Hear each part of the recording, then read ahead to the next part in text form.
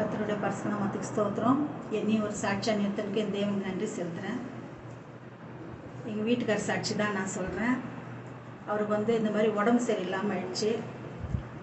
உடம்பு சரியில்லைன்னு சொன்னாக்கா அவருக்கு சில உடம்புல பிரச்சனை வந்துட்டு சில உறுப்பெல்லாம் டேமேஜ் ஆகிட்டுன்னு சொல்லிட்டு டாக்டர் சொன்னாங்க. ஒரு இத்தனை மாதம்தான் இருப்பார் அப்படின்னு சொல்லிட்டு சொன்னாங்க. ஆனால் நாங்கள் விசுவாசத்தோடு அவருக்காக நாங்கள் ப்ரேயர் பண்ணிட்டு இருந்தோம். ஒரு நாள் சர்ச்சுக்கு வரும்போது விடுதலை ஜெபத்தில் அவர் உக்காந்தார். விடுதலை ஜெபத்தில் உட்காந்து ஆண்டவர்கிட்ட அவர் ப்ரேயர் பண்ணார்.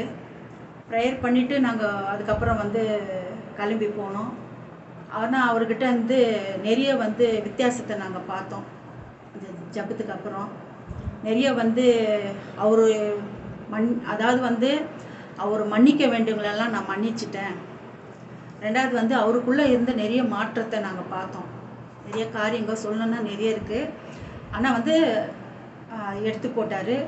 அதுக்கப்புறம் நாங்கள் ஹாஸ்பிட்டலுக்கு கூப்பிட்டு போனோம். ஹாஸ்பிட்டலுக்கு போயிட்டு அதுக்கப்புறம் செக்கப் பண்ணாக்கா எந்தெந்த உறுப்பு அவருக்கு டேமேஜ் ஆச்சுன்னு சொன்னாங்களோ அதெல்லாம் ஆண்டவர் புதுப்பிச்சார். ஜெபத்து மூலிமா, அந்த விடுதலை ஜெபத்து மூலிமா ஆண்டவர் பேசினார் அவர் கூட. இன்றைக்கி அவர் நல்ல ஒரு ஆரோக்கியத்தோடு ஒரு பலனோட ஆண்டவர் தேவ பலம் தான் சொல்ல முடியும். என் தேவன் நல்ல பலத்தோடு அவர் வச்சிருக்கிறாரு. அதுக்காக நான் நன்றி செலுத்துகிறேன். கர்த்தருக்கு நான் நன்றி கடன் பட்டிருக்கிறேன். அதே போல் எனக்கு ஒரு 11 மாதமாக தலைவலி இருந்துச்சு. தலைவலின்னாக்கா சாதாரணமாக நம்ம தலைவலி இருந்தாலுமே நம்ம வீட்டில் ஒரு வேலை கூட செய்ய முடியாது. அப்படி ஒரு தலைவலி 11 மாதமாக ஒத்த தலைவலி. அது கூட எனக்கு அந்த ஒத்த தலைவலிக்கு நான் நிறைய மாத்திரைங்களை எடுத்தேன். ஹாஸ்பிட்டலுக்கு போகிற சூழ்நிலை இருந்தாலும் நான் போக மாட்டேன். சரி, சாதாரண தலைவலி தானே அப்படின்னு அது ரொம்ப பாதிச்சிட்டுது. எனக்கு பாதிச்சுட்டு ஒன்றுமே என்னால் முடியல. அந்த நேரத்தில் பார்த்திங்களாக்கா எங்கள் பாப்பாவுக்கு ட்வின்ஸ் பிறந்துச்சு. அது நைட்டில் பார்த்துக்க வேண்டிய ஒரு சூழ்நிலை. அதன் மத்தியிலும் என்னால் எவ்வளோ முடியுமோ அவ்வளோ ஒரு இதுவும் நான் கொடுத்தேன். அந்த நேரத்தில் ஒரு சர்ச்சில் எங்கள் சர்ச்சில் ஒரு ப்ரேயர் கூட்டம் வச்சாங்க, விடுதலை ஜெபம். அந்த விடுதலை ஜெபத்தில் ஆண்டவர் சமூகத்தில் இது கடைசியாக இருக்கணும்ப்பா இந்த தலைவலியை, நான் இங்கேருந்து விடுதலையோடு தான் நான் போனோம், இதோடு எனக்கு இந்த தலைவலி வரக்கூடாதுன்னு ஆண்டவர்கிட்ட ஒரு பொருத்தனை மாதிரி நான் பண்ணேன். பார்த்தீங்களாக்கா எனக்கு அன்றைக்கி அந்த விடுதலை ஜெபத்தில் பெரிய சுகத்தை கொடுத்தாரு ஆண்டவர்.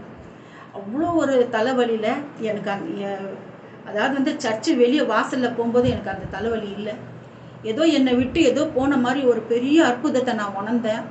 அது நான் எனக்கு எப்படி சொல்கிறதுன்னு தெரியல. அந்த விடுதலை ஜெபத்து அன்னைக்கு மனசார சர்ச்சில் ஒரு இது என்னை விட்டு போன மாதிரி ஒரு பெரிய பாரம், ஏதோ கல் தூக்கி தலையில் வச்ச மாதிரி ஒரு பாரம்.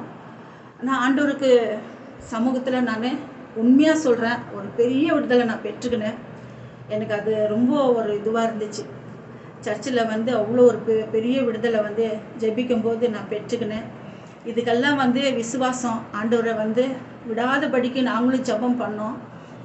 ஆனால் எங்கள் ஜெபத்தையும் கேட்டு என் தேவன் கிரியை செஞ்சார். ஆண்டவர் நாமத்துக்கு மகிமைப்படுவதாக.